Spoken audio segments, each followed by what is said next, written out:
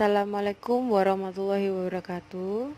Kali ini kita akan belajar bahasa Jawa. Pasinaonan iki bakal ngrembug bab jenise tembung. Ukara iki saiki Rini lan Bima sregep sinau. Saiki Rini lan Bima sregep sinau iku masuk ke ukara. Saiki iku mlebu tembung keterangan. Dalam bahasa Indonesia adalah kata keterangan. Rini mlebu tembung aran. Dalam bahasa Indonesia adalah kata benda. Lan mlebu tembung penggandeng. Dalam bahasa Indonesia adalah kata sambung. Bima mlebu tembung aran. Dalam bahasa Indonesia adalah kata benda. Sregep mlebu tembung kahanan. Dalam bahasa Indonesia adalah kata sifat. Sinau mlebu tembung kriya. Dalam bahasa Indonesia adalah kata kerja. Saka tembung kuwi mau wis ketok ana 5 jenis tembung. Apa wae? Yaiku nomor 1, tembung katrangan. Keloro, tembung aran. Ketelu, tembung penggandeng. Kepapat, tembung kahanan. Kelimo, tembung kriya. Tembung katrangan yaiku tembung Jawa sing nerangke tembung aran, tembung kahanan, lan tembung kriya.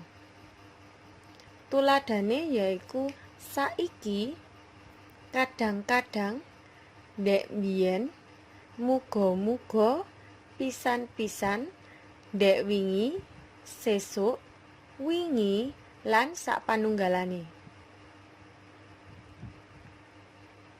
Tembung aran yaiku tembung kang magepokan karo samubarang. Bisa barang kang kasat mata apa dene barang kang ora kasat mata. Tuladhane yaiku omah, kursi, meja, angin, tisha, zafa, ridho, rafa, lemari, kunci, lan sapanunggalane. Tembung penggandeng utawa sambung dalam bahasa Indonesia biasanya digunakake kanggo nyambung tembung karo tembung utawa kata dengan kata, frasa karo frasa, klausa karo klausa, lan ukara karo ukara. Tembung penggandeng kuwi tuladhane lan bahasa Indonesia dan, sarta bahasa Indonesianya beserta, utawa bahasa Indonesianya atau, nanging bahasa Indonesianya tetapi, kamangka bahasa Indonesianya padahal, dene bahasa Indonesianya sedangkan. Tembung kahanan yaiku tembung sing nerangke sifat utawa kahanane samubarang. Tuladhane tembung kahanan yaiku garing, panas, nesu, sabar, sregep, sepi, rame, lan sapanunggalane. Tembung kriya yaiku tembung nelakake tumindak utawa nindakake pakaryan, proses lan kahanan sing ora mujudake sifat. Tuladhane tembung kriya yaiku macul, nulis, sinau, maca, nyapu, mlayu, adus, gambar, kramas, mancing, mlaku, lan sapanunggalane. Saiki ukara kuwi ana 3, andharan, pitakon, lan pakon. Ukara andharan. Ukara andharan yaiku ukara kang isine menehi katerangan marang wong sing diajak guneman utawa wong kang maca. Ukara andharan dipungkasi nganggo tandha titik. Tuladhane saben taun murid kelas 3 piknik menyang Malang. Ukara pitakon. Ukara pitakon yaiku ukara kang isine njaluk katrangan marang wong-wong sing diajak guneman utawa wong kang maca.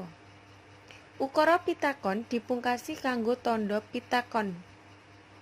Tembung gawe ngawali ukara pitakon tuladhane yaiku sapa, apa, kapan, kepriye, lan ana ngendi. Tuladhane, sapa sing nyapu latar iku? Ukara pakon. Ukara pakon yaiku ukara kang isine mrentah marang wong sing diajak guneman utawa wong kang maca. Ukara pakon dipungkasi nganggo tandha mrentah.